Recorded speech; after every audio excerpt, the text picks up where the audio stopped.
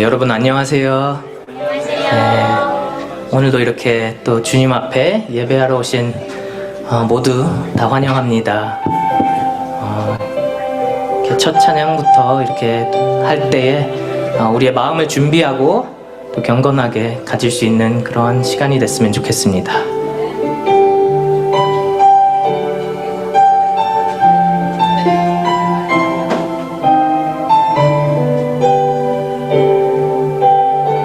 다 같이 주님과 같이 주님과 같이 내 마음 만지는 분은 없네. 오랜 세월 찾아 난 알았네. 내게 주밖에 없네.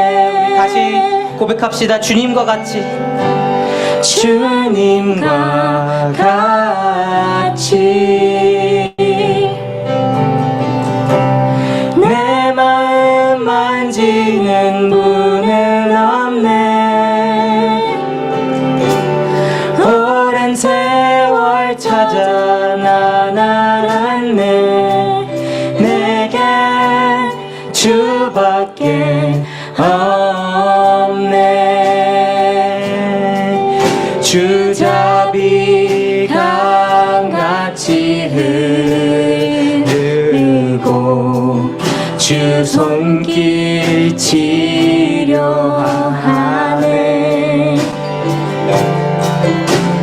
고통받는 자녀 품으시니 주밖에 없네. 주님과 같이 내 마음 만지는 분은 없네. 오랜 세월 찾아 난 알았네. 내게 주밖에 마지막으로 고백합시다. 주님과 같이 주님과 같이 내 마음 만지는 분은 없네. 오랜 세월 찾아 난 알았네. 내게 주밖에 없네.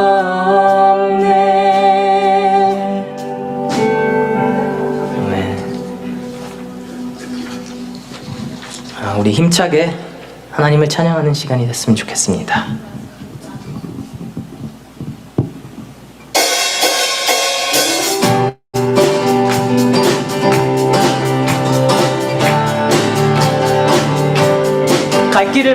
갈 길을 밝히 보이시니 주 앞에 빨리 나갑시다.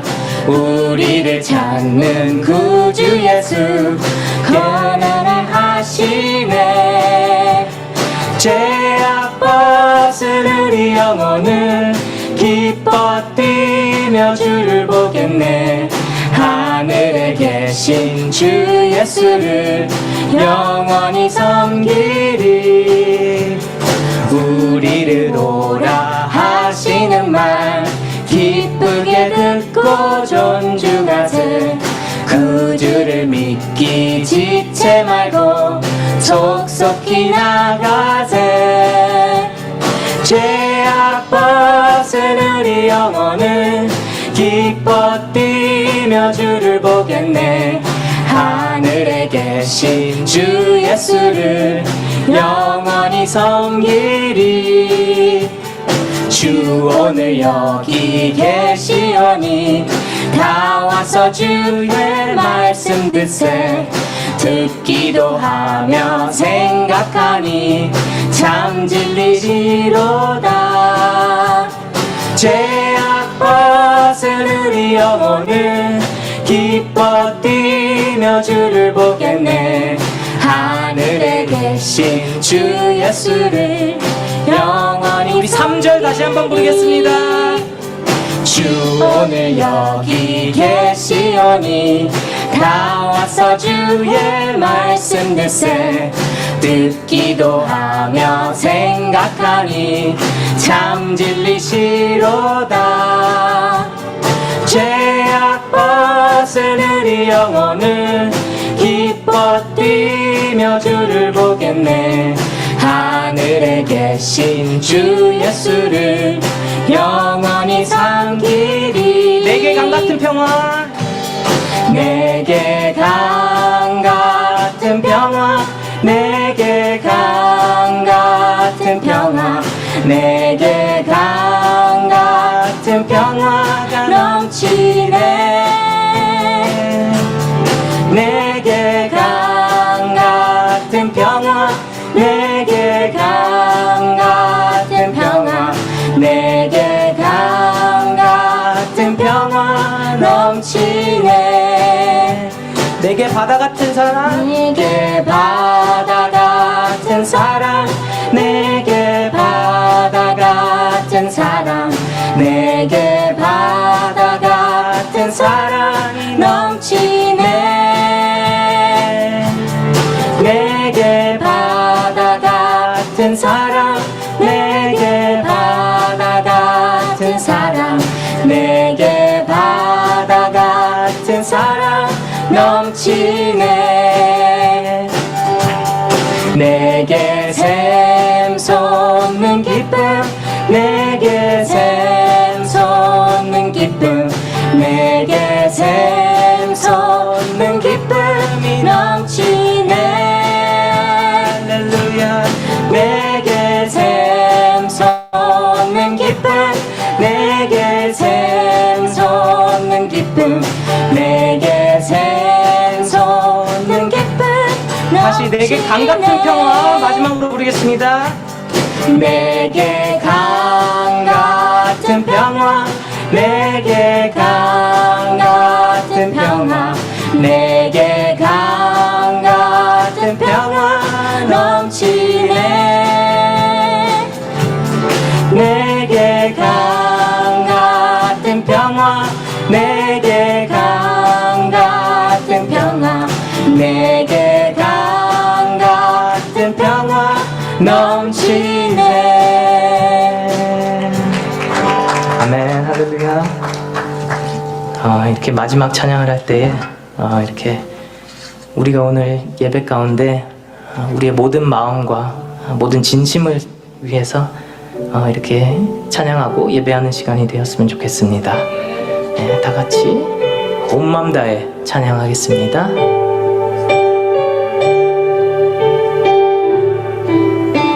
주님과 함께하는 이 고요한 시간, 주님의 보좌 앞에 내 마음을 쏟네. 모든 것 아시는 주님께 감출 것 없네. 내 마음과 정성 다해 주 바라나이다. 다시 고백하겠습니다. 주님과 함께하는, 주님과 함께하는 이 고요한 시간, 주님의 보좌 앞에 내 마음을 쏟네. 모든 것 아시는 주님께 감출 것 없네. 내 맘과 정성 다해 주 바라나이다. 온 맘 다해 사랑합니다. 온 맘 다해 주 알기 원하네. 내 모든 삶 당신 것이니 주만 섬기리 온 마음 다해. 나 염려하잖아도 내 쓸 것 아시니 나 오직 주의 얼굴 구하게 하소서. 다 이해할 수 없을 때라도 감사하며 날마다 순종하며 주 따르오리다. 온 마음 다해 사랑합니다. 온 마음 다해 주 알기 원하네. 내 모든 삶 당신 것이니 주만 섬기리 온 마음 다해. 온 마음 다해 사랑합니다.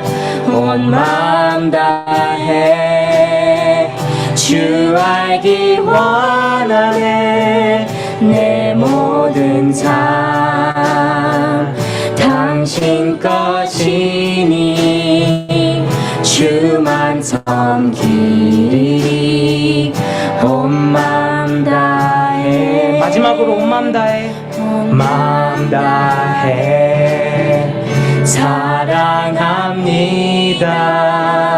온 마음 다해 주 알기 원하네. 내 모든 삶 당신 것이니 주만 섬기리 온 마음 다해.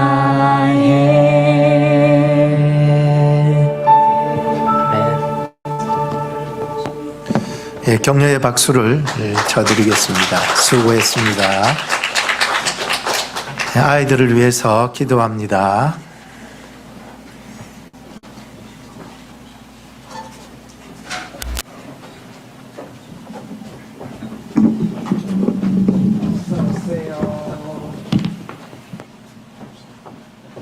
에바니 엠마도 왔어요.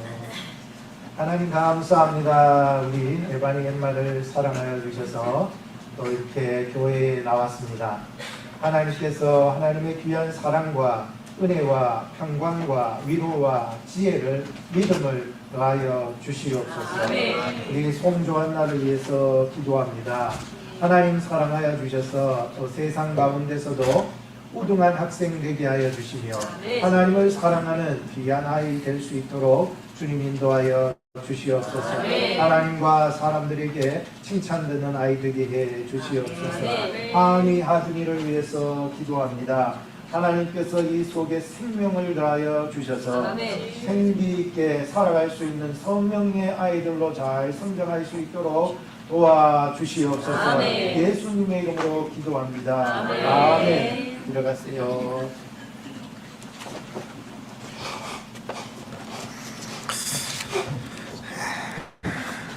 우리 다 같이 그 자리에서 일어서 주시기 바랍니다. 하나님은 영이시니 예배하는 자가 신령과 진정으로 예배할지니라. 이 시간에 호산나 찬양대 주악에 맞추어서 묵상 기도합니다.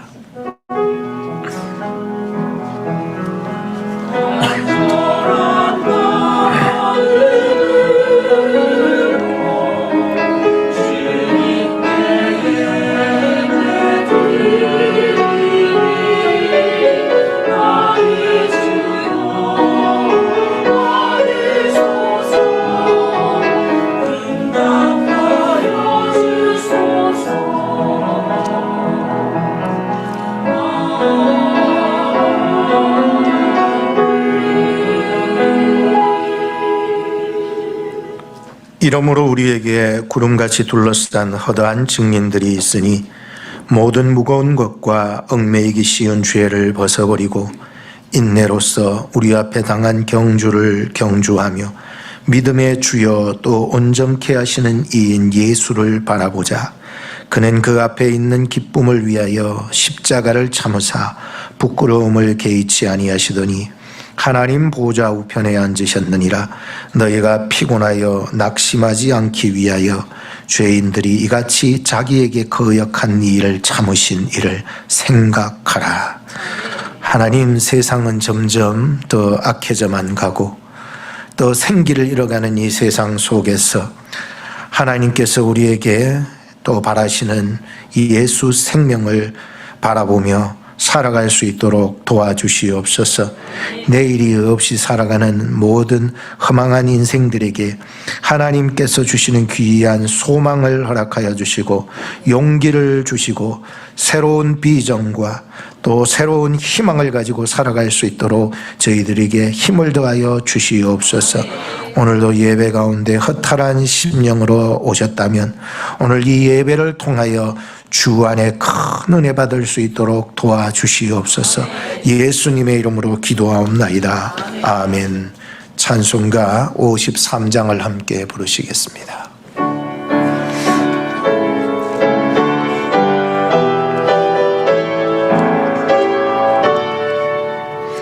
하늘에 가득한 영광의 하나님, 온 땅에 충만한 존귀하신 하나님, 생명과 빛으로 지혜와 권능으로 언제나 우리를 지키시는 하나님, 성부와 성자와 성령 구원의 하나님, 우리 예배를 받아주시옵소서. 사랑이 넘치는 자비하신 하나님, 은혜가 풍성한 구원의 하나님, 참회의 심령의 평안을 주옵시고 죄악의 허물을 용서하여 주소서. 찬송과 영광과 생명 구원의 하나님, 우리 예배를 받아주시옵소서.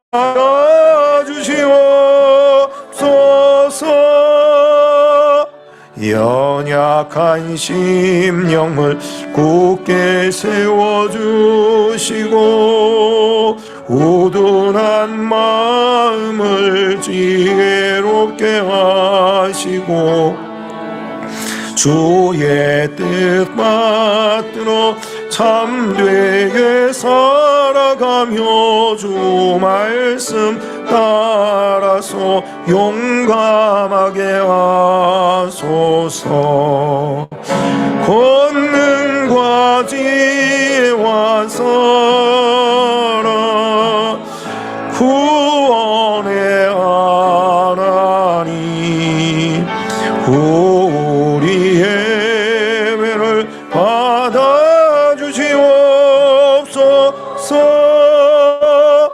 주 앞에 나올 때 우리 마음이 기쁘고 그 말씀 힘되어 희망 솟아오른다. 고난도 슬픔도 이기게 하옵시고 영원에 잇대어 살아가게 하소서. 우리의 자랑과 기쁨 구원의 하나님, 우리 예배를 받아주시옵소서. 아멘.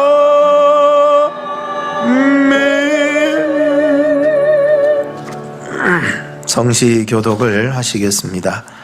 하나님이여, 찬송이 시온에서 주를 기다리오며 사람의 소원을 주께 이행하리로다. 기도를 들으시는 주여, 모든 죄가 주께 나오리이다. 죄악이 나를 이기었사오니 우리의 죄가를 주께서 사하시리이다. 주께서 택하시고 가까이 오게 하사 죄에 거하신 사람은 복이 있나이다. 땅을 공고하사 물을 되어 심히 윤택해 하시며 하나님의 강에 물이 가득하게 하시고 이같이 땅을 예비하신 후에 저희에게 곡식을 주시나이다. 초장에는 양떼가 입혔고 골짜기에는 곡식이 덮였음에 저희가 다 즐거이 외치고 또 노래하나이다. 아멘. 사도신경으로 우리의 신앙을 고백하시겠습니다. 전능하사 천지를 만드신 하나님 아버지를 내가 믿사오며 그 외아들 우리 주 예수 그리스도를 믿사오니 이는 성령으로 잉태하사 동정녀 마리아에게 나시고 본디오 빌라도에게 고난을 받으사 십자가에 못 박혀 죽으시고 장사한 지 사흘 만에 죽은 자 가운데서 다시 살아나시며 하늘에 오르사 전능하신 하나님 우편에 앉아 계시다가 저리로서 선자와 죽은 자를 심판하러 오시리라. 성령을 믿사오며 거룩한 공예와 성도가 서로 교통하는 것과 죄를 사하여 주시는 것과 몸이 다시 사는 것과 영원히 사는 것을 믿사옵나이다. 아멘. 다 같이 제자리에 앉아주시기 바랍니다. 찬송가 500장 부르신 후에 김열태 집사님 대표기도 드립니다.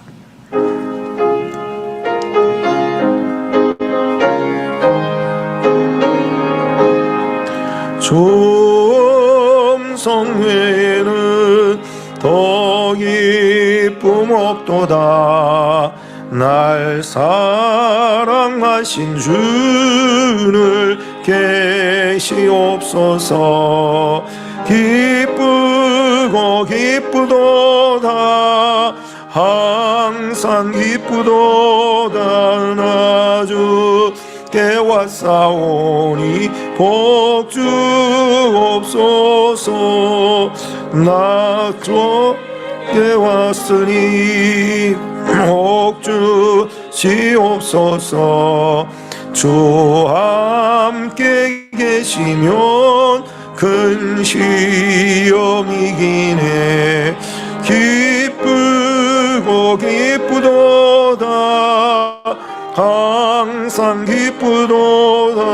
나 주께 왔사오니 복 주옵소서. 주 떠나가시면 내 생명 헛되네. 즐겁고 슬플 때 늘 계시옵소서. 기쁘고 기쁘도다. 항상 기쁘도다. 나 주께 왔사오니 복 주옵소서. 그 귀한 언약을 이루어 주시고 주 명령 따를 때 늘 계시옵소서. 기쁘고 기쁘도다. 항상 기쁘도다. 나 주께 왔사오니 복 주옵소서.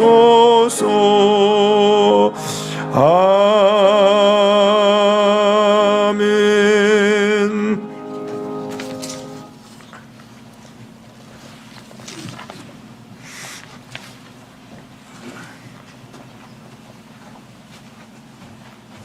예, 다 같이 기도하시겠습니다.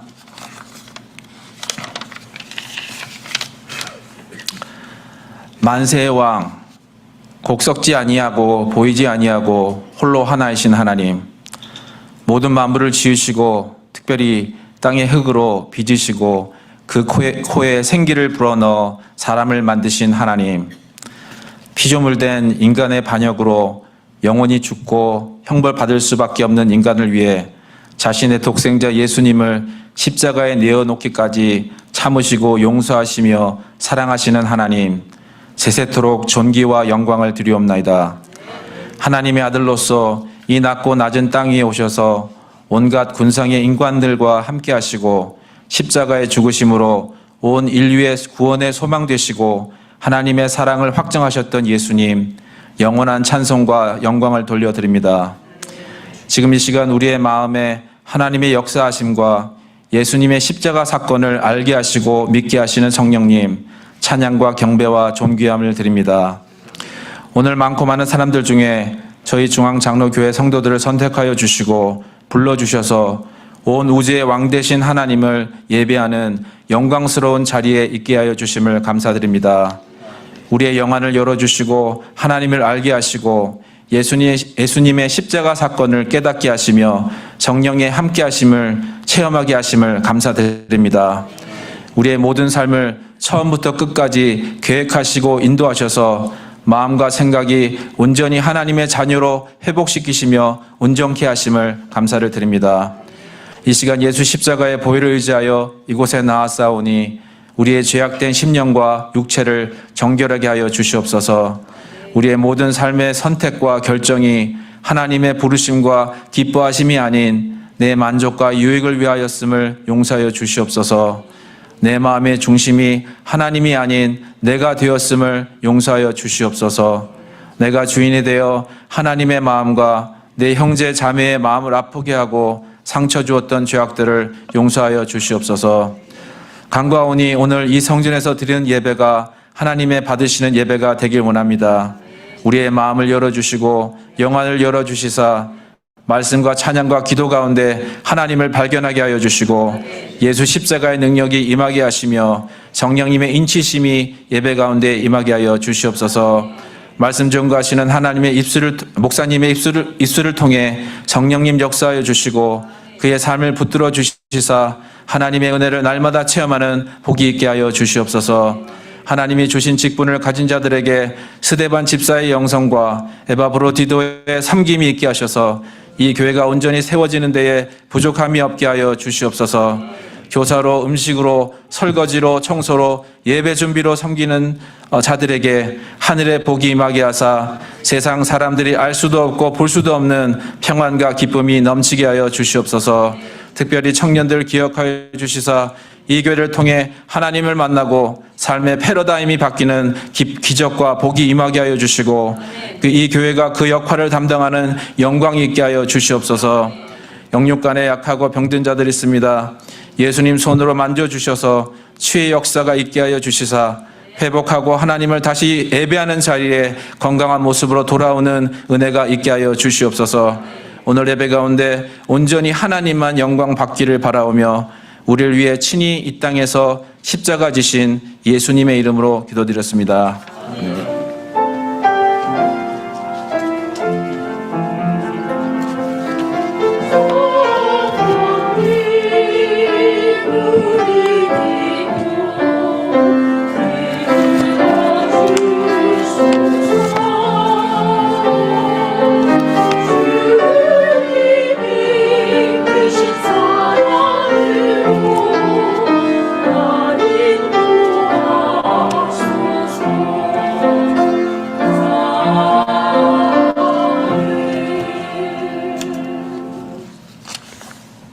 하나님의 말씀은 요한복음 6장 66절부터 69절 또 시편 104편인데 104편 30절 말씀을 보시겠습니다. 찾으신 줄 알고 제가 봉독해 드립니다. 이러므로 제자 중에 많이 물러가고 다시 그와 함께 다니지 아니하더라. 예수께서 12 제자에게 이르시되 너희도 가려느냐? 시몬 베드로가 대답하되 주여 영생의 말씀이 계심에 우리가 네게로 가오리까? 우리가 주는 하나님의 거룩하신 자신 줄 믿고 알았사옵나이다. 시편 104편 30절 주의 영을 보내어 저희를 창조하사 지면을 새롭게 하시나이다. 아멘.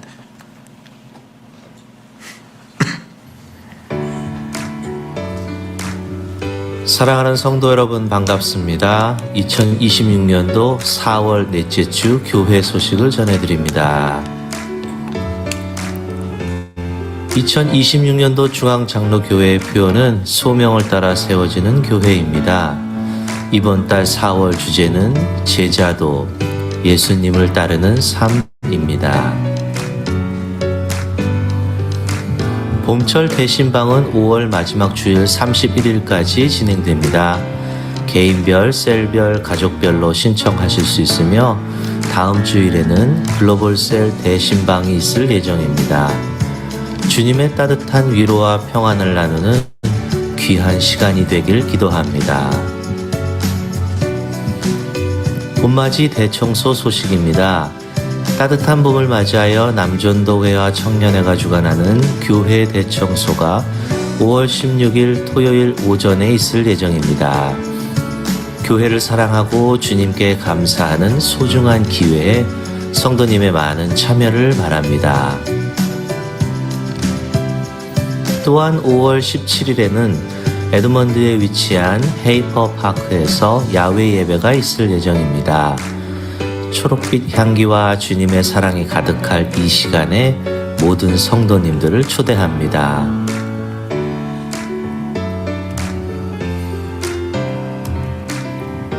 중보기도팀 교육훈련이 오늘 점심 식사 후에 있겠습니다. 팀원분들께서는 모두 참석하여 주시기 바랍니다. 오늘 점심 식사 친교는 김정원 권사님, 김명환 장로님 가정에서 준비하셨습니다. 감사합니다. 예배에 참석하신 모든 분들께 주님의 평강이 함께 하시기를 기도합니다. 감사합니다. 홍성열 권사님 많이 아프셨는데 또 이렇게 완쾌하진 않으셨지만 교회에 나오셔서 감사합니다. 전은혜 자매님은 잘 다녀오셨습니까? 예, 감사합니다. 이 시간에는 호산나 찬양대에서 찬양이 있겠습니다.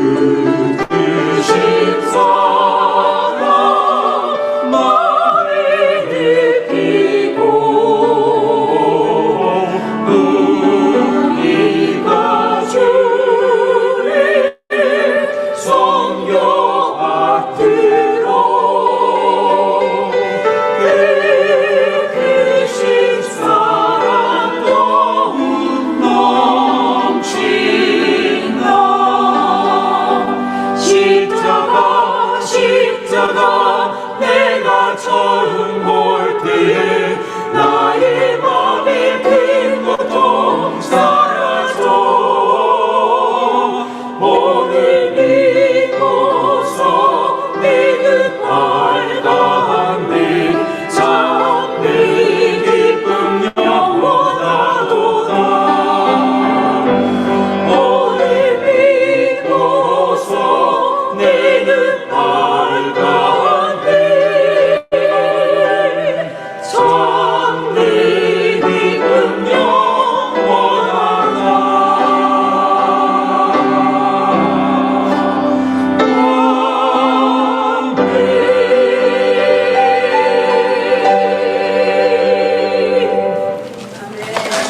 할렐루야. 하나님을 찬양합니다.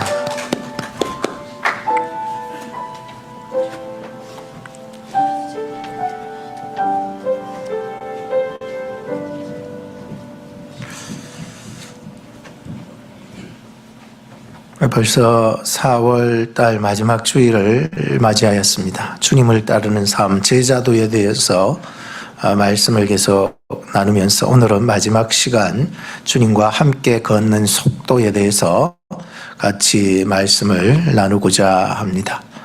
속도라고 해서 어떤 단순히 스피드만 따른다라고 하는 것만은 아닙니다. 주님을 따르는 제자는 주님께서 가시는 방향을 따라 함께 걸어야 합니다. 주님이 가시는 곳에 함께 가고 주님이 머무시는 곳에 함께 머무는 것. 주님이 계신 곳마다 정말 드라마틱한 그런 일들이 요한복음 서론서부터 쭉 이어져 오면서 오늘 6장에 나오는 말씀을 보게 되는데요. 정말 우리가 상상하지 못할 기적과 같은 일들이 굉장히 많이 일어났었습니다.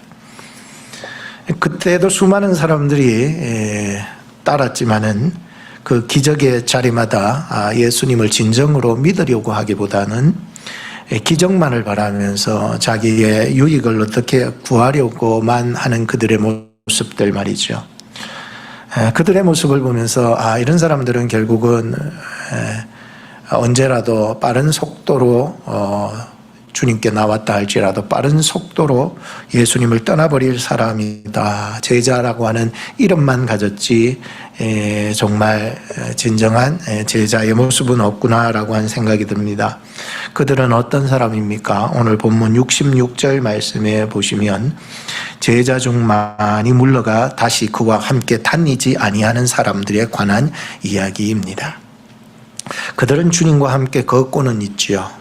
함께 동행하며 함께 머물고 함께 가고 했지만 그들의 관심사는 십자가의 관심은 전혀 없었습니다. 오직 자기들이 받을 영광과 이익과 유익한 것이 무엇인가, 그걸 얻을 수 없을까라고 하는 기적의 소비자의 모습으로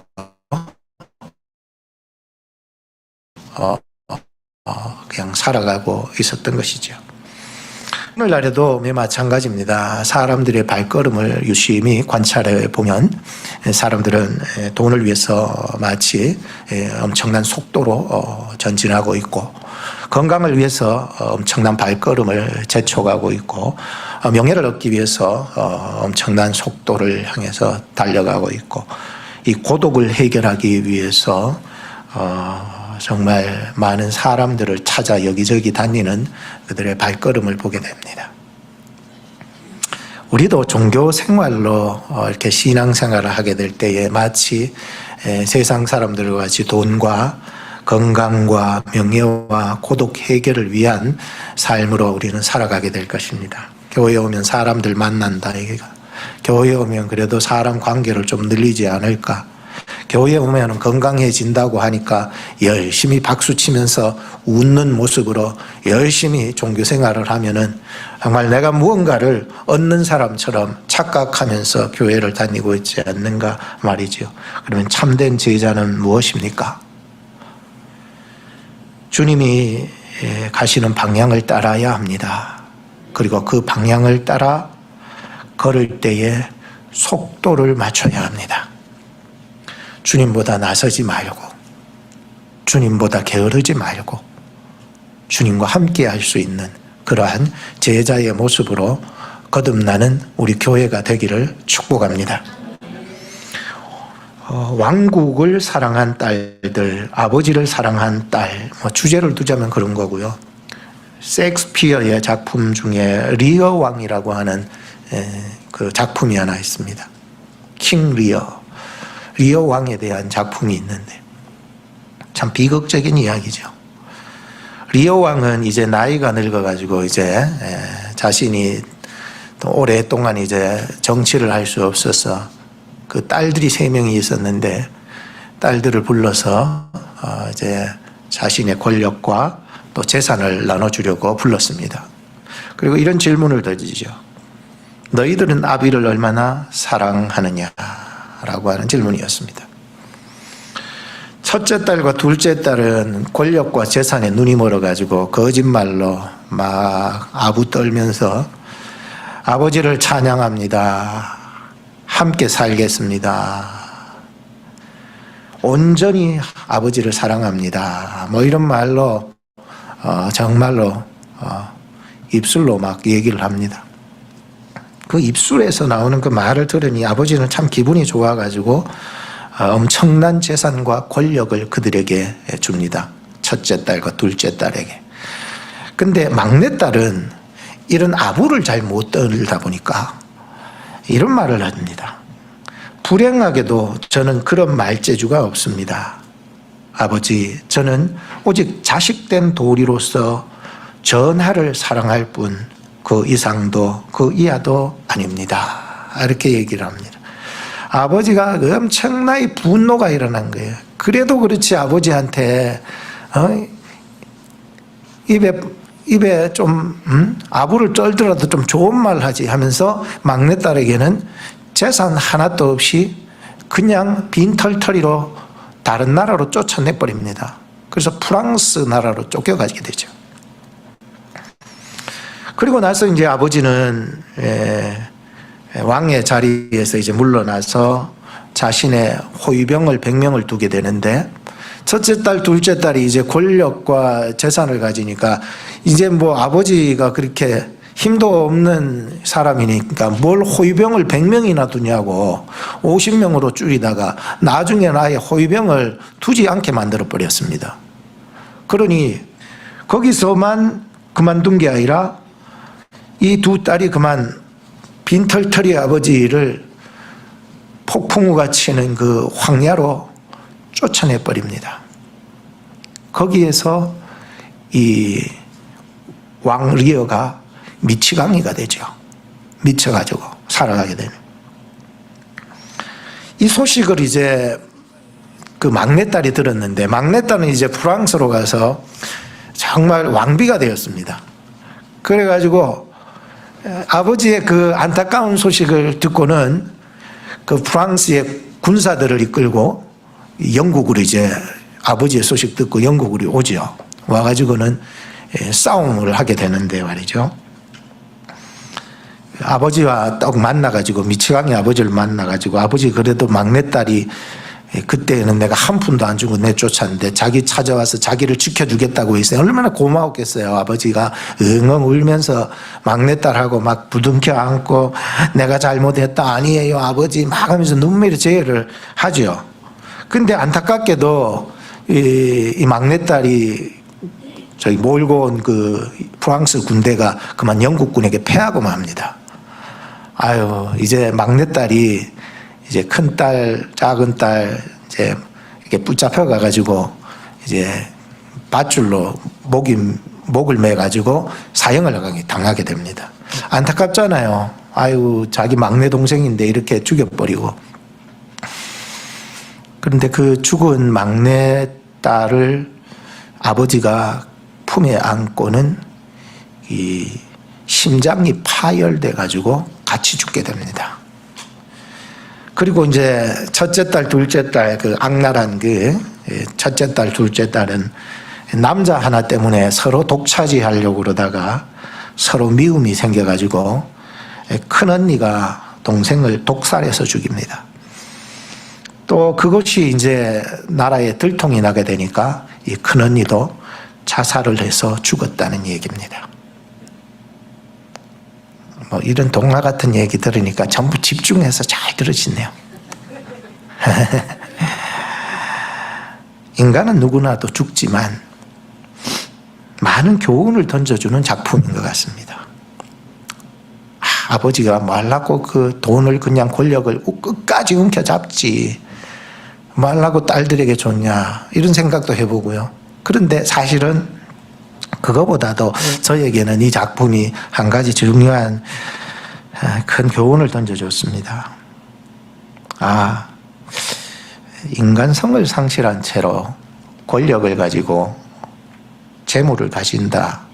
그것을 위해서 속도를 내고 살아가는 사람들의 비극은 정말 비참하다. 라고 하는 저만의 교훈을 얻고 이 본문이 생각이 났던 거예요. 오늘 본문 66절을 한번 같이 읽어보십시다. 시작. 이러므로 제자 중에 많이 물러가고 다시 그와 함께 다니지 아니하더라. 무슨 내용인지 앞으로 쭉 읽어봐야 아는데 제가 하면서 설명할게요. 여기서 많은 제자들은 예수님을 따르는 목적이 따로 있는 제자들, 그냥 편하게 얘기하면은 그냥 예수 따르는 무리들, 따르기는 따르는데 겉으로만 제자라는 이름을 가졌지 실상으로서는 그 제자의 그 능력이나 제자의 그 순종이나 제자의 헌신이나 제자로서 갖추어야 될 자격이 전혀 없는 사람에 대한 얘기, 그거를 성경에서는 제자라고 얘기를 합니다. 수많은 제자들이 있죠. 꼭 12명의 제자만 아니라 말이죠. 예수님을 따르는 삶을 가지고 다 놓고 예수님을 따른다면 그 사람은 제자인 것입니다. 그런데 이 제자 중에 많은 제자들이 예수님에게로부터 물러나가 떠났다는 거예요. 다시 그와 함께, 즉 다시 예수님과 함께 다니지 않았다는 거예요. 왜냐? 그들은 목적이 따로 있었어요. 무슨 목적이냐? 자신의 이익과 권력을 차지하기 위해서 욕망을 품고 예수님을 따랐던 제자들이었기 때문이었어요. 어느 순간에 이런 사람들은 막 자기 이익에 맞지 않으면은 가장 쉽게 재빠르게 예수님을 떠날 수 있는 사람이에요. 이 세상을 살아가다 보면 속도가 굉장히 중요합니다. 이 변화되는 속도가 앞으로는요, AI 발전으로 인해서 이제 점점 더 빨리 급변하는 시대를 맞이하였습니다. 근데 속도보다 더 중요한 것이 있다면 방향이죠. 열심히 살았고 열심히 세상을 따라서 나도 막 살았는데 끝에 가보니까 이거 아닌기라. 잘못 왔네. 그럼 인생은 다 간 거지. 이제는 다시 인생은 딱 한 번밖에 없거든. 그래서 속도와 방향이라고 하는 것은 이 세상을 살아가면서 제일 중요하다고 생각이 드는데 더 중요한 것이 있더라는 거죠. 그게 뭐냐 하면은 영원히 변하지 않는 것에 대한 추구가 있어야 된다는 거예요. 그게 뭐냐 하면은 본질이라는 거예요. 그게 뭐냐 하면은 진리라는 거예요. 그게 뭐냐 하면은 영생이고 천국이라는 거예요. 그게 뭐냐 하면은 예수 그분의 존재에 대한 물음이 있어야 된다는 거죠. 목사님 오늘 저 왔어요. 눈도장이 아니라요. 오늘 내가 여기 와서 예수 그리스도를 만나셔야 되는 거예요. 그냥 왔다가 뭐 눈도장 찍고 간다고, 여러분 세상을 그렇게 살면은 세상에서나 야 당신 지혜롭다 똑똑하다 잘했다라고 얘기하지만 하나님 앞에서는 그 사람 제일 어리석은 자 아니겠습니까? 이왕지사 우리가 이렇게 나왔다면 오늘 말씀 안에서 거듭나고 새롭게 변화되는 역사가 일어나고 우리의 시각이 속도와 방향에만 맞춰지지 말고 진짜 중요한 본질로 들어가서 진리를 추구하는 고민을 해봐야 되는 거예요. 그리고 나에게 질문을 던져야죠. 내가 오늘 왜 여기 앉아 있는지, 내가 뭘 추구하기 위해서 여기 와 있는지, 나는 과연 생명을 얻고 있는지, 내 속에는 껍데기만 성도가 아니라 속까지 성도가 되고 있는지에 대한 질문이 오늘 이 예배 가운데 던져져야 예수 만나지.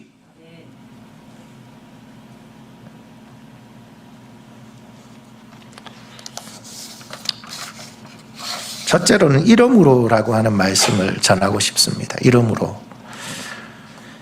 이름으로라는 말은 우리 개역 개정 성경에서는 그때부터라고 하는 말이고, 세번역 성경에는 이 일이 일어난 뒤로라고 번역을 하고 있고, 쉬운 성경에서는 예수님께서 이 말씀을 하시자, 세번역에는 이 일이 일어난 뒤로, 예수님께서 이 말씀을 하시자 제자들 중에 많은 사람이 예수님을 떠났다, 그들은 더 이상 예수님을 따르지 않았다라고 번역을 하고 있어요. 과연 그 이전에 무슨 일이 있었고, 과연 예수님이 그 이전에 무슨 말씀을 하셨길래 이 많은 제자들이 예수님을 떠나서 다시는 예수님과 함께 다니지 않았느냐라고 하는 궁금증이 생긴 거죠. 그래서 앞부분의 성경들을 쭉 읽어가지 않으면 안 되는 그런 상황에 부딪힌 것입니다. 과연 이 이전에 무슨 일이 있었고, 예수님이 과연 어떤 말을 하셨길래 이 많은 제자들이 홀 빠져나가 버렸냐라고 하는 것이죠. 다시는 예수님하고 다니지 않았대요. 정말 가슴 아픈 일이 아닐 수 없습니다. 한때는 그렇게 예수님의 제자의 모습으로 살아가던 수많은 제자들이 이젠 예수님하고 다니지 않아요. 뭐가 안 맞았을까? 그리고 앞서서 본문들을 읽어보면서 세 가지의 핵심 요인들을 발견하게 했습니다. 그 하나는 뭐냐면은, 첫째로는 썩어질 양식을 위해서 일하지 말라고 말했었던 거예요. 이게 여러분들 어떻게 예수님의 말씀에 시험 듭니까? 여러분들 썩어질 양식을 위해서 일하지 마세요. 시험이 바짝 드는 거예요. 아니, 먹고 살아야지. 사람이 이 땅에 사는 동안 생존해야지. 사람 사는 것이 중요하지요. 이 시험 들어버린 거예요. 6장 26절 27절에 이렇게 나타나는데, 너희가 나를 찾는 것은 표적 곧 예수가 하나님의 아들이심을 본 까닭이 아니요 떡을 먹고 배부른 까닭이로다. 썩을 양식을 위하여 일하지 말고 영생하도록 있는 양식을 위하여 일하라는 거야. 아이, 참 마음이 확 부딪히네, 그죠?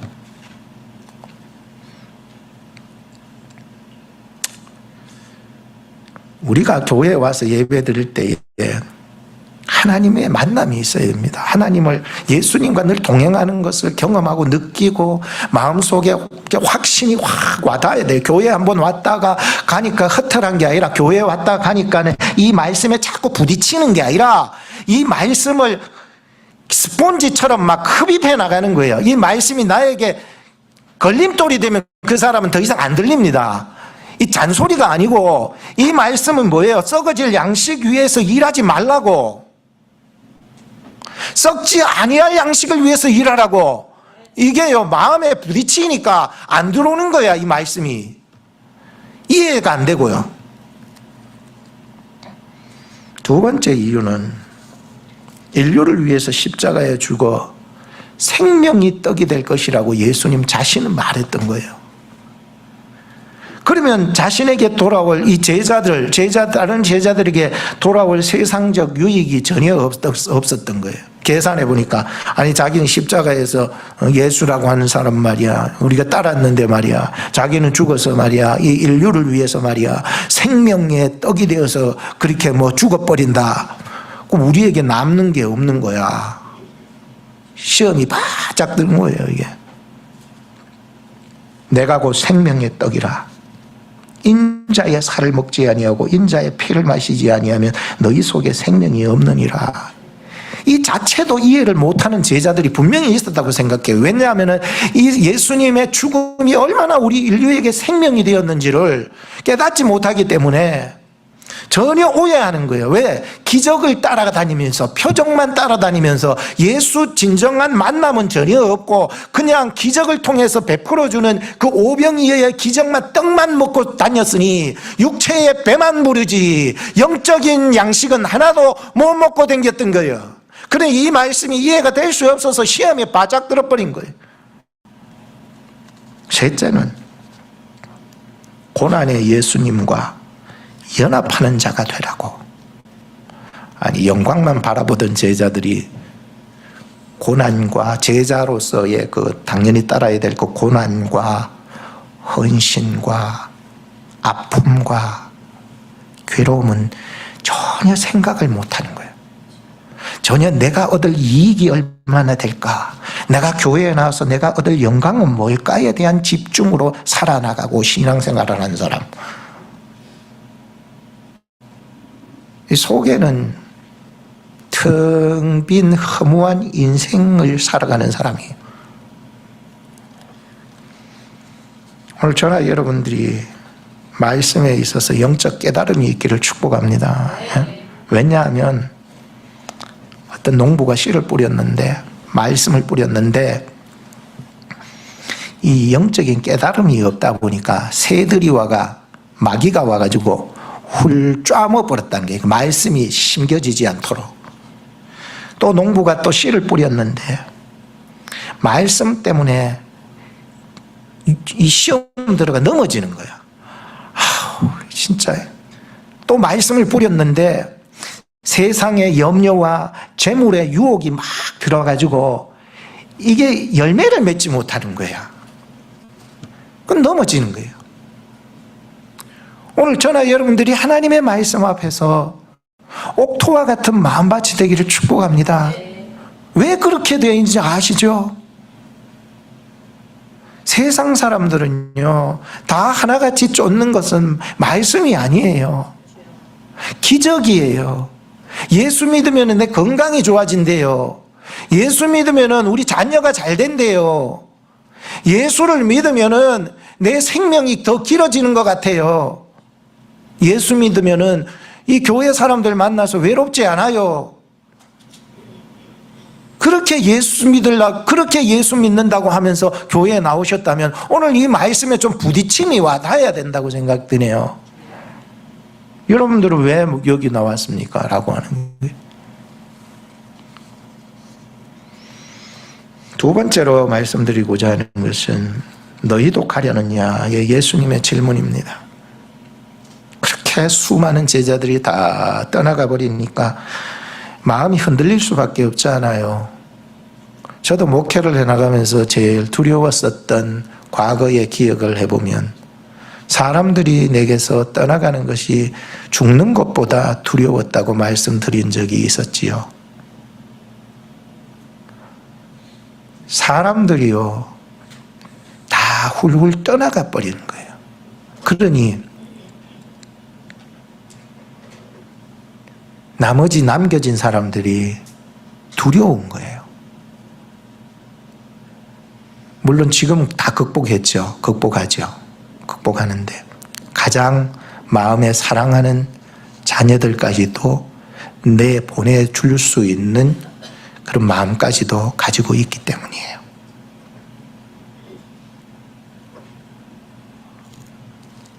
제 욕심이라고 생각도 드네요. 주변에 남겨진 사람들이 흔들렸을 거라고 저는 확신합니다. 한두 제자도 아니고 성경을 보니까 숫자는 나와 있지 않지만은 많은 제자라고 표현을 하고 있습니다.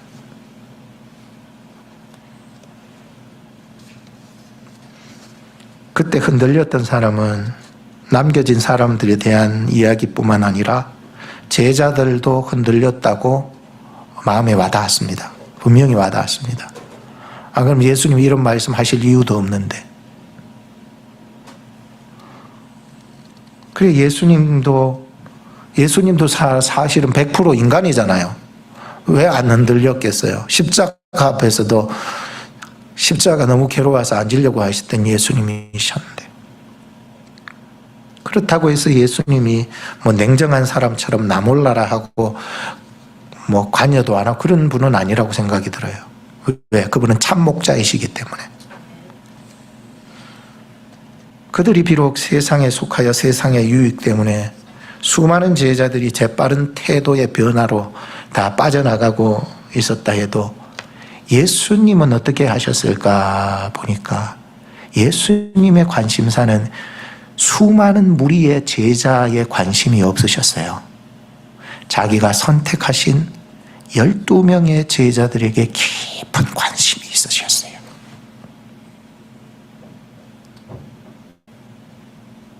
그리고 12제자들에게 이르시되 67절 같이 읽어봅시다. 시작. 예수께서 12제자에게 이르시되 너희도 가려느냐.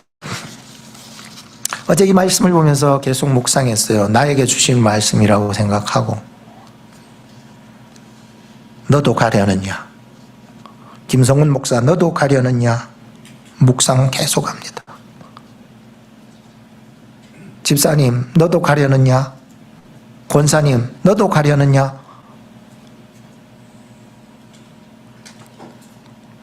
제가 묵상을 했어요. 묵상을 하는데요, 세상 사람들이 가는 길이 참 안락해 보이더라고요. 저에게는 주말이 잘 없어요. 사실은 목회자에게는 주말, 주일 더 넓게 보면은 제 개인적으로는 목요일 날이 되면은 좀 긴장이 오기 시작해요. 수요일 딱 지나면 조금씩 긴장이 와요. 왜냐하면은 하나님의 거룩한 자리에서 하나님의 말씀을 증거해야 되는 이 거룩한 부담감이 나로 하여금 속에서부터 뭐 젊을 때부터 계속 있었죠. 젊을 때는 역류성 식도염이 생겼고 이 긴장감이 나를 그렇게 만들어 가더라고요. 그래서 근데 세상 사람들을 보니까 뭐 금요일만 되면 어디 놀러 갈 계획부터 다 세우는 거 정말 부러웠어요. 전 젊은 시절부터 그런 게 참 부럽긴 부러웠어요. 솔직히 말해서. 근데 제 인생엔 그런 게 없었기 때문에 고등학교 졸업하고 바로 신학교 가서 한번 재수했죠. 재수하고 신학교 가서 정말 주말의 즐거움은 오히려 나에게는 노동의 괴로움인데 지금 생각하면 노동이 하나님의 그 일에 참여하는 것이고 하나님도 주일날 쉬지 않잖아요. 그리스도 안에서 얼마나 내가 행복한 사람인지 이제서야 알게 되었는데 그때는 부러웠어요. 주말에 놀러 가는 사람들 더 좋아 보이고요. 그들이 쫓아가는 것들을 가만히 지켜보면은 마치 그들이 쫓아가는 그 모든 것들이 그 자기를 힐링시키며 회복시켜주는 것 같고요. 모아놓은 물질이 마치 자기 자신의 생명을 영원히 연장시켜 줄 수 있는 것 같은 안락함을 주는 것 같고 막 부러워지기 시작한. 근데 이런 생각을 쭉 하면서 너도 가려느냐 너도 가려느냐 하는데 감사하게도요, 하나님께서 제게 소명을 주실 때에 콜링 하실 때에 그런 것들에 대한 최우선의 목표를 저에게 두시지 않으셨어요. 그러니까 부럽지가 않아. 부럽지가 않아. 그 얼마나 감사한지요. 아이 정말 너무너무 감사가 막 튀어나오는 거예요. 세상에서는 정말 지혜 없는 자 같고요, 제가. 세상에서는 정말 바보 같고요, 제가. 세상에서는 정말 정신없는 사람처럼 살아가는 저였는데 하나님 앞에서 나는 사실 정신없는 사람이 아니라 정신 차린 사람이더라고요. 하나님 앞에서는 내가 바보가 아니라 정말 지혜로운 자로 생각이 드니까 또 감사가 나는 거예요. 아니, 감사합니다. 감사합니다. 세상 거 부러워할 것 전혀 없습니다. 이 말씀을 보면서 계속 경청을 하면서 감사하는 어제 하루가 되었는데 저의 인생의 모토가 되는 말씀 한 구절이 있다면 여호수아 24장 15절 말씀입니다. 너희가 섬길 자를 오늘 택하라. 오늘 나와 내 집은 여호와를 섬기겠노라. 어떤 결단이든지 일어나는 그 기회는 우리에게 주어지잖아요. 그럴 적에 내가 잘 선택할 수 있는 그 자율 의지가 우리 속에 들어있다 보니까 하나님, 나의 선택은 내가 죽는 그 끝에 가서도 후회하지 않게 해주시니 감사한 거죠. 내가 하나님 택하기를 잘했네. 세상의 물질과 명예와 세상의 좋은 그런 바알 우상 같은 거를 선택하지 않은 것이 하나님 내게 감사하네. 내가 선택할 기회가 왔을 때에 내게 주신 자율 의지를 가지고서 내가 하나님을 선택하는 이 귀한 드림이야말로 하나님이 나를 얼마나 기뻐하실지 정말 감사하게 되더라고요. 마태복음 19장 21절에도 보면 예수님은 항상 기회를 주시는 것 같아요. 젊은 사람들에게도 기회를 주시고 종교생활하는 사람에게도 기회를 주시고 명예를 가지고 있는 사람에게도 기회를 주셔요. 그래서 젊은 청년, 율법학자였던 그 청년에게 이런 기회를 주셨지요. 너가 온전하고자 할진대 가서 너의 소유를 팔아 가난한 자들에게 주라. 그리하면 하늘에서 보화가 너에게 있으리라. 뒤에가 중요하죠. 그리고 와서 나를 쫓으라. 따르라. 쫓으라. 따르라. 그리고 와서 나를 쫓으라. 선택의 기회는 항상 누구에게도 주어져요. 젊은이, 돈 많은 사람, 명예인 사람, 내가 하나님을 잘 안다고 그리고 종교 생활을 하는 사람 모두에게도 순간순간 찾아오는 거예요. 그때 우리는 무슨 선택을 하느냐라고 하는 것은요, 굉장히 중요합니다. 이 말씀 속에서 첫 번째로는 깨달은 게 하나 있었어요. 하나님의 말씀은 결코 억압이 아니라 자유였다는 것이었습니다. 목사는 막 이렇게 인간적이다 보니까 막 억지로 억압하고 왜 교회 안 나왔느냐, 왜 11조 안 하느냐, 왜 그딴 태도로 신앙생활 하느냐 막 쪼을 수 있는데 이 말씀을 읽어가면서 깨달은 하나가 있었어요. 하나님은 억압의 하나님이 아니라 자율의 하나님이셨다는 거예요. 여러분들의 드리는 헌신과 예배와 봉사와 이런 것들이 여러분들에게 주신 자율성이 있었다는 거예요. 하나님은 여러분들을 기계로 여러분들의 헌신을 받으시지 않으세요. 여러분들의 자율적 의지를 통하여 기뻐 받으신다는 거예요. 억지로 막 목사님 눈이 매섭고 독사눈을 할까 싶어서 그렇게 신앙생활하면 안 된다는 거예요. 내가 뭐 장로니까 그렇게 신앙생활하면 안 된다는 거예요. 장로이기 이전에 성도인 거예요. 목사이기 이전에 성도인 거예요. 성도로서 하나님 앞에 무릎을 꿇을 수 있는 사람이 이 세상을 움직일 수 있는 사람 아니겠습니까? 두 번째 교훈이 이 말씀 속에서 주어졌습니다. 너도 가려느냐? 너희도 가려느냐? 이 너희도 가려느냐 하는데 나의 이 신앙의 동기를 다시 성찰해 볼 수가 있었어요. 너도 갈래? 하는데 나의 신앙의 동기가 어디였는지 다시 찾아가게 하는 거예요. 근데 여기 나온 제자들은 다 내가 받을 이익에 집중이 되고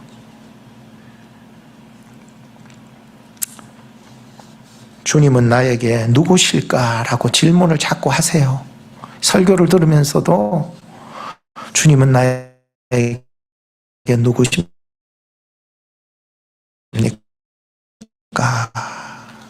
주님은 나에게 누구십니까? 저는 너희도 가려느냐? 주님은 나에게 누구십니까? 이 질문 속에서 성숙함을 깨달았어요.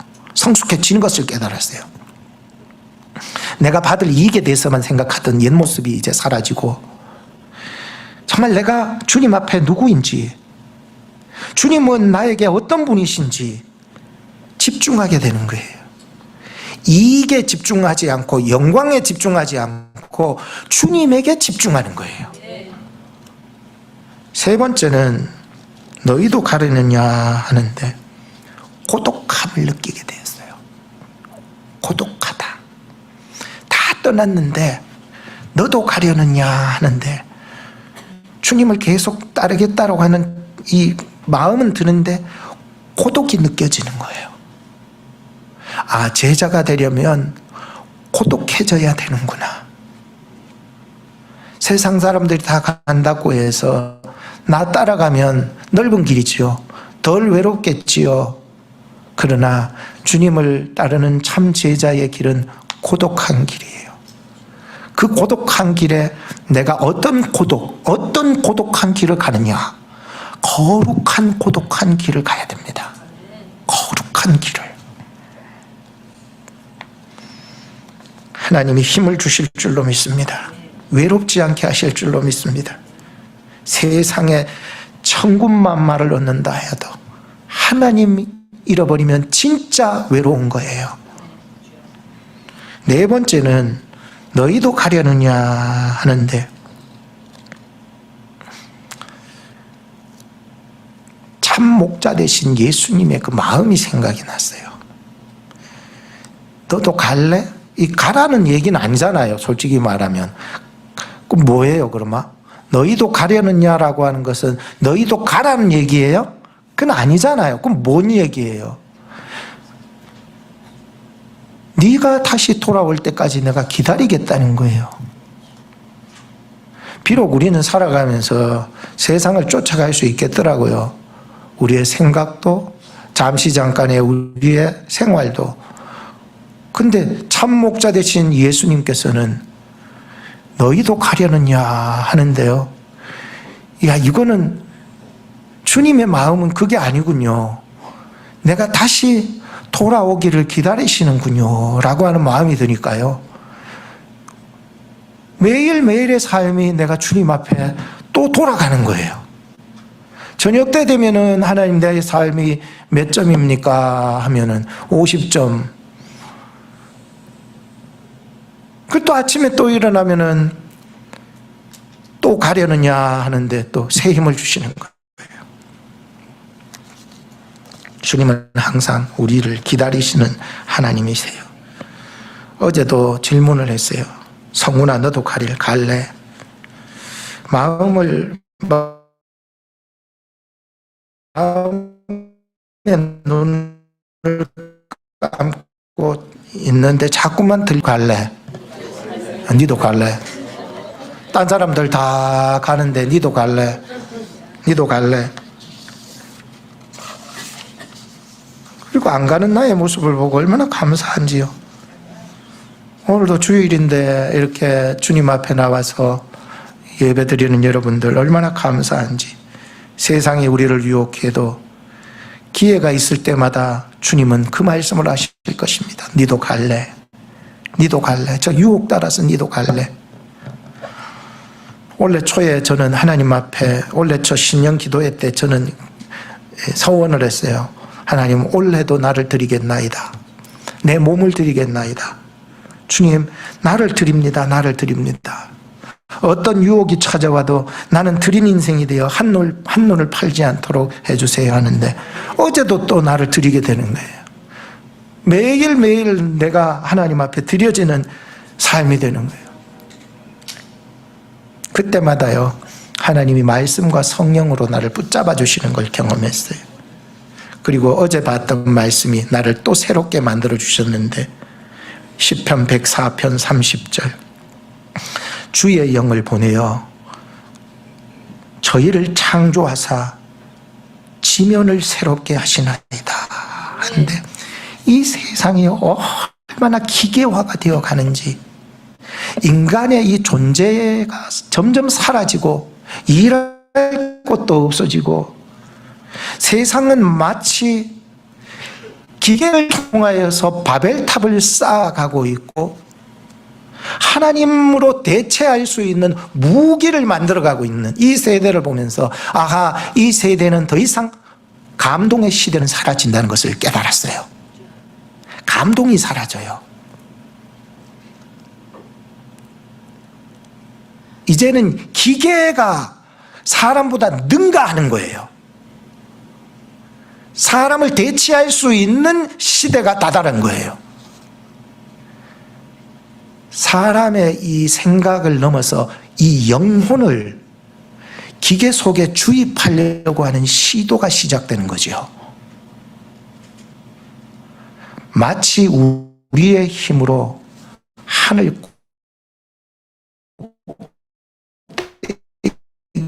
위에 다다를 수 있는 바이고요. 그는 무감동의 시대가 와요. 감동이 점점 사라지는 거예요. 감동은 누가 주느냐 하면 기계가 주는 게 아니라 성령이 주는 거예요. 우리의 모든 삶의 영혼은 영으로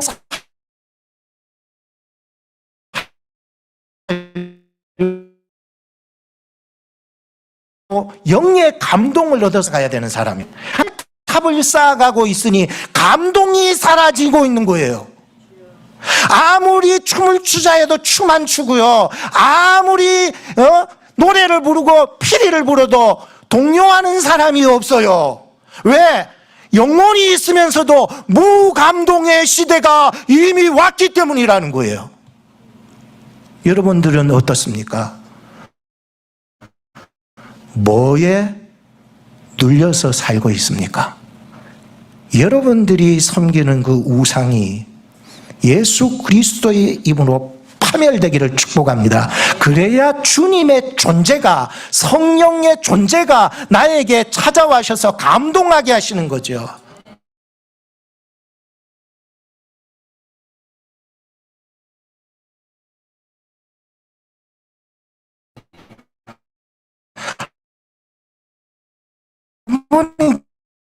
기도하다 보니까 교회가 너무 감동이 없어요. 성경 안에서, 말씀 안에서, 성령 안에서 우리 함께 기도하는 교회 만들어 봅시다. 주님을 따르겠다는 제자의 마음을 가질 수 있는 우리 교회 되기를 바랍니다. 많은 숫자가 모이는 게 중요한 게 아니라 여러분 한 사람 한 사람이 성령에 감동되어 주님의 제자로 나설 때에 교회는 변화가 되는 것이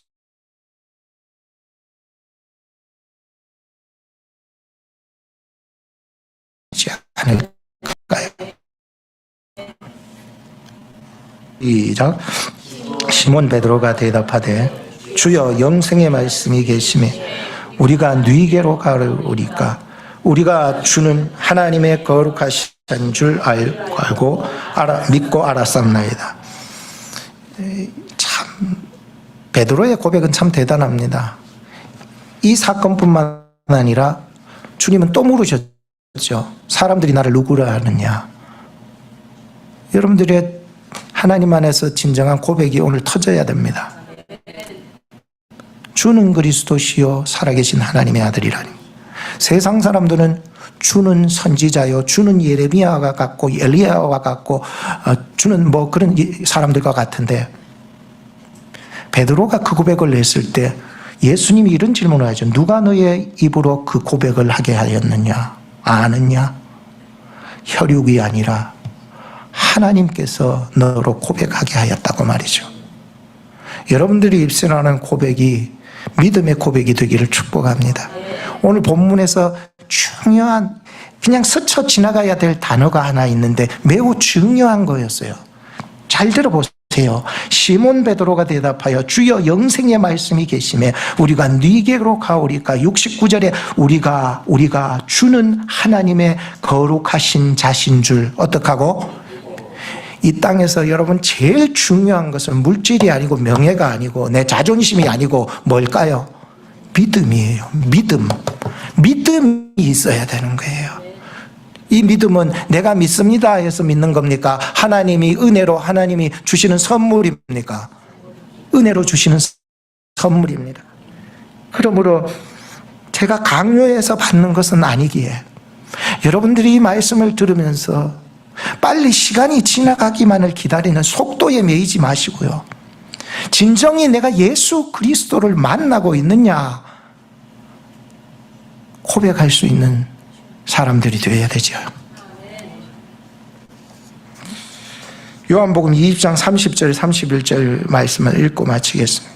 예수님께서 제자들 앞에서 이 책에 기록되지 아니한 다른 표적도 많이 행하셨으나 오직 이것을 기록함은 너희로 예수께서 하나님의 아들 그리스도이심을 믿게 하려 함이요 또 너희로 믿고 그 이름을 힘입어 생명을 얻게 하려 함이니라.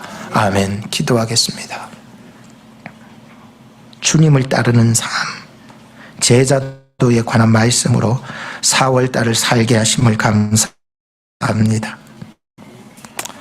마지막까지 주님을 따르는 길에 탈선되지 않도록 주님 도와주시옵소서. 예수님으로 얻어지는 세상 유익보다 주님 존재를 나의 주님으로 고백하는 시간 되게 해 주시옵소서. 너희도 가려느냐는 주님의 질문에 인생을 되돌아보는 성찰의 시간을 가지게 하시고 더욱 성숙한 제자로 거듭날 수 있도록 우리 인생을 도와주시옵소서. 무엇보다 이 땅에서 우리의 참된 믿음이 필요한 때입니다. 세상은 지금 바벨탑을 쌓아 하나님의 순리를 역행하고 있지만 세상 속에서 하나님만이 만유의 주요 만왕의 왕이심을 더욱 믿게 하여 주시옵소서.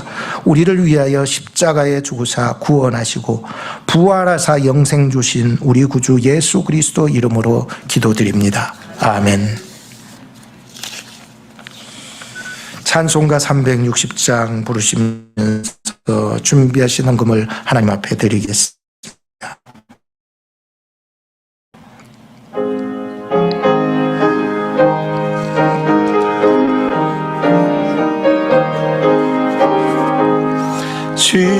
십자가를 내가 지고 주를 따라 가도다. 이제부터 예수로만 나의 보배에 삼겠네.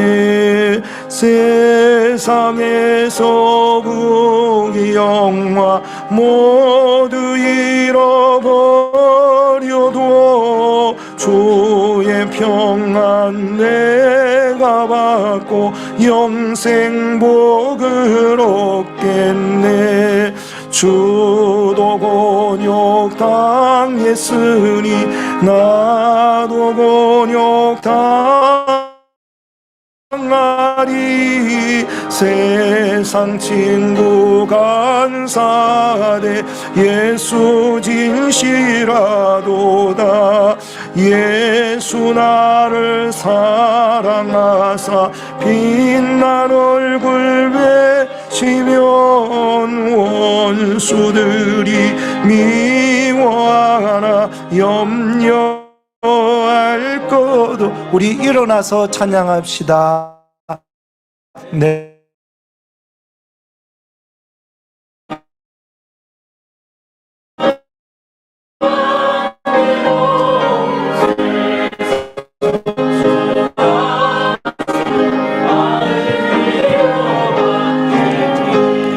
주가 주신 기쁨 외에 기뻐할